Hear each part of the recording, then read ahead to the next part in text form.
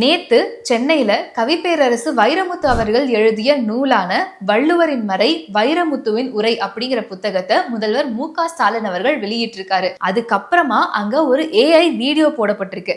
அந்த வீடியோவை கொஞ்சம் நீங்களே பாருங்களேன்.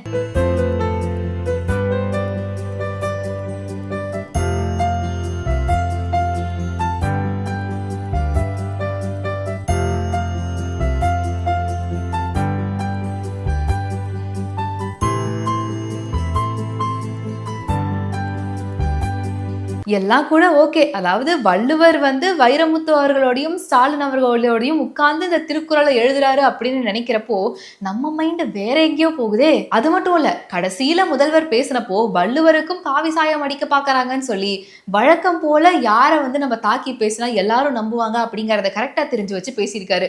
சோ இந்த AI வீடியோக்கும் முதல்வர் சொன்ன இந்த வார்த்தைகளுக்கும் உங்களுடைய கருத்துக்கள் என்ன அப்படிங்கறத கமெண்ட்ஸ்ல சொல்லுங்க.